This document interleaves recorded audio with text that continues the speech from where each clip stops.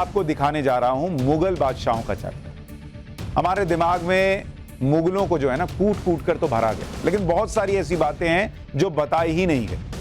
पाठशाला में ऐसे कुछ चैप्टर्स हमने आपको पहले बताए, लेकिन आज आपको बताने वाले हैं नशे में डूबे रहने वाले मुगल बादशाहों का चैप्टर। और ये बातें हम नहीं कह रहे, ये खुद वो मुगल बादशाह लिख कर गए।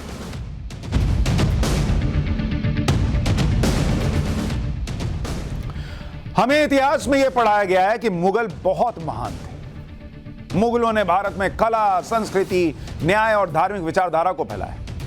लगभग 300 साल के शासनकाल में मुगलों ने भारत को समृद्ध बनाया। लेकिन आज आपको जानकर हैरानी होगी कि ज्यादातर मुगल शासक वो काम कर रहे थे जिसे इस्लाम में पाप कहा गया। बाबर, हुमायूं, अकबर, जहांगीर और शाहजहां जैसे मुगल शासक नशे के शौकीन थे। किसी को शराब का शौक था, कोई अफीम का आदी था, किसी को तंबाकू की तलब। और ये सारी चीजें, कोई भी नशा इस्लाम में हराम है।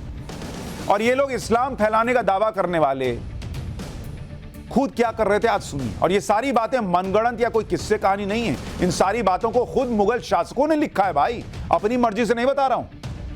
ज्यादातर बातें इसमें से मुगल शासकों ने खुद लिखी हैं, लेकिन बहुत से इतिहासकारों ने इन बातों को आपसे छुपाया ताकि मुगलों को महान बताने के एजेंडे में कहीं कोई कमी ना रहे। आज आपको मुगलों की ही उन किताबों के बारे में बताऊंगा जिनमें नशे के शौक के बारे में विस्तार से लिखा गया है।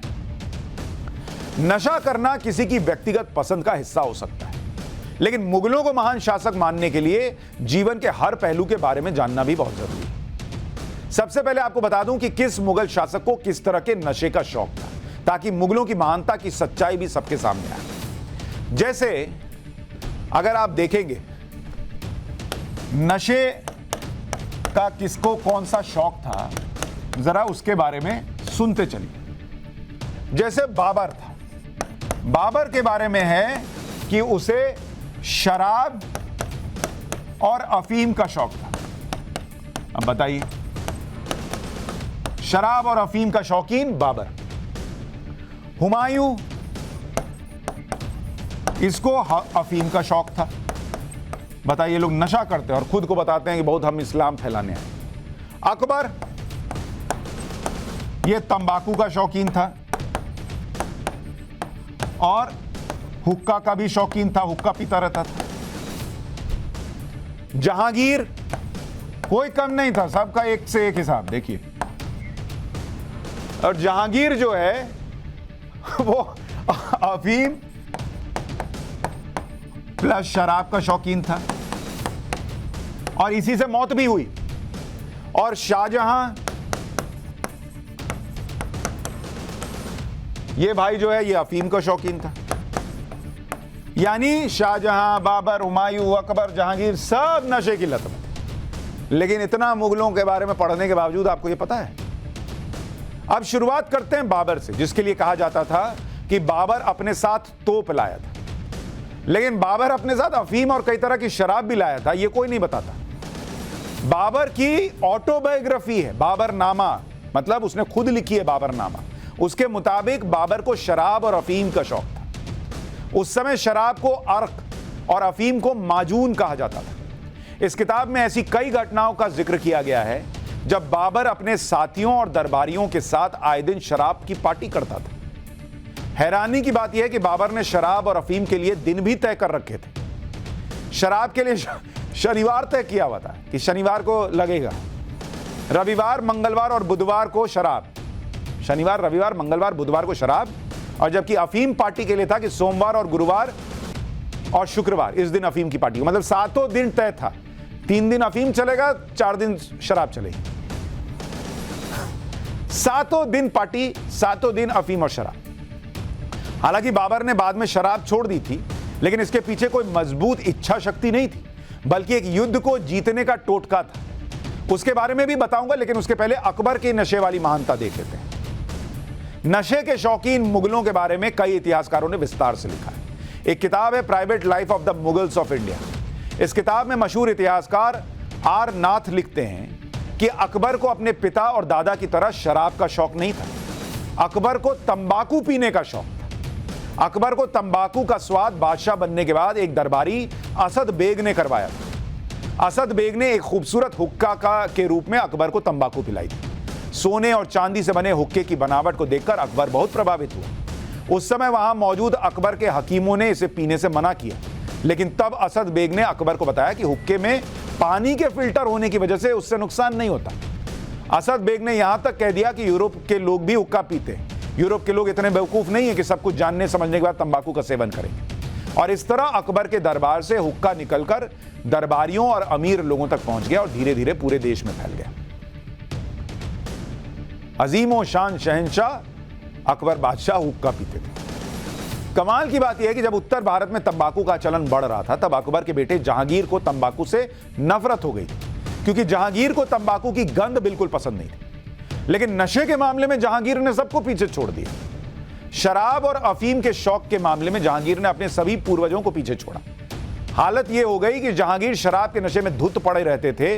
कई बार तो दरबार छोड़कर बीच में उठना पड़ता था, क्योंकि बादशाह होश में नहीं हुआ करते थे, इतना लगा लेते थे। जहांगीर ने अपनी ऑटोबायोग्राफी तुजुके जहांगीरी में लिखा है कि वो एक दिन 20 प्याला शराब पीते थे एक दिन में, जिनमें से 14 प्याले दिन में और बाकी के 6 प्याले रात में पिया करते थे। ये जहांगीर खुद लिख के गया है। उस वक्त जहांगीर की शराब में डालने के लिए बर्फ कश्मीर से मंगवाई जाती थी। शौक देख रहे हैं, बर्फ डाल के ऑन द रॉक्स, और शराब जो है वही है, बर्फ आ रही है कश्मीर से। तुजुके जहांगीरी में जहांगीर ने लिखा है कि 15 साल की उम्र में खांसी को ठीक करने के लिए उन्हें पहली बार गुलाब जल में शराब मिलाकर दी गई। इसके बाद अफगानी विद्रोहियों के साथ एक युद्ध में बहुत थकान होने के बाद एक सेवक उस्ताद शाह कुली ने थकान मिटाने के लिए शराब पीने की सलाह दी। इससे जहांगीर को बहुत अच्छा लगा और उसके बाद शराब की आदत हो गई। शराब की डोज इतनी बढ़ गई कि जहांगीर के हाथ कांपने लग गए। इसके बाद हकीमों ने इलाज किया। इससे धीरे धीरे जहांगीर ने शराब पीना तो कम कर दिया, लेकिन तब तक जहांगीर को अफीम की लत लग चुकी थी। अफीम के बहुत ज्यादा सेवन से जहांगीर को अस्थमा की बीमारी हो गई और साल 1622 आते आते वो अस्थमा के कारण लगातार बीमार रहने लगा। अंत में अस्थमा के कारण ही 28 अक्टूबर 1627 को 58 साल की उम्र में जहांगीर की मौत हो गई। ऐसा भी कहा जाता है कि नूरजहां अपनी सत्ता चलाने के लिए जहांगीर को नशे दिलवाया करती थी, ताकि सत्ता की बागडोर नूरजहां के हाथ में रहे। हालांकि इसका जिक्र जहांगीर की आत्मकथा में नहीं है। आपको यह सुनकर हैरानी होगी कि जहांगीर को इस बात का अफसोस रहता था कि उसका बेटा शाहजहां शराब नहीं पीता। जहांगीर कहता था कि शाहजहां 24 साल का हो गया है और उसने आज तक शराब का एक घूंट तक नहीं लिया है। यह कैसे हो सकता है, क्योंकि बाप तो बहुत पीता था। बताइए, जो नशा कर करके मर गया वो अपने बेटे के लिए ऐसी बातें कह रहा था, लेकिन शाहजहां ने अफीम को शौक पालकर अपने पिता की इच्छा भी पूरी कर दी। हालांकि औरंगजेब को किसी तरह के नशे का शौक नहीं था, वो शराब और अफीम से नफरत करता था, लेकिन औरंगजेब को कत्लेआम का शौक था, जिसके बारे में हम सब जानते हैं। एक समय ऐसा भी आया जब बाबर ने शराब पीना छोड़ दिया। इसकी वजह थी 1527 में खानवा का युद्ध, जिसके बारे में मैंने कहा था ना कि आगे बताऊंगा। मुगलों के निजी जीवन पर लिखी गई किताब private life of the Mughals of India में इस बात का जिक्र किया गया है। 1527 में बाबर ने राजपूत राजा राणा सांगा से युद्ध लड़ा। बाबर जानता था कि राणा सांगा कभी कोई जंग नहीं हारे थे। पानीपत की लड़ाई में बाबर की सेना आधी हो चुकी थी, इसलिए बाबर के सैनिकों का आत्मविश्वास कुछ कम था। उस जंग में बाबर ने काबुल से स्पेशल शराब मंगाई हुई थी, जो युद्ध के दौरान आराम के वक्त में पी जाती थी। इस युद्ध में बाबर का एक ज्योतिषी या ज्योतिष सलाहकार कह लीजिए, मोहम्मद शरीफ नजूमी भी था, जिसने यह भविष्यवाणी की थी कि माहौल सल्तनत के पक्ष में नहीं है, इसलिए जंग में हार हो सकती है। इसलिए बाबर को अपनी प्रिय चीज छोड़ने की सलाह दी गई और शराब से ज्यादा बाबर को कुछ पसंद ही नहीं था। आखिरकार बाबर ने ऊंटों से लदी शराब की बड़ी बड़ी मटकियां फिकवा दी और युद्ध जीत गई। इस किताब के मुताबिक बाबर को मजबूरी में शराब को छोड़ना पड़ा, ना कि अपनी इच्छा से छोड़ा उसने।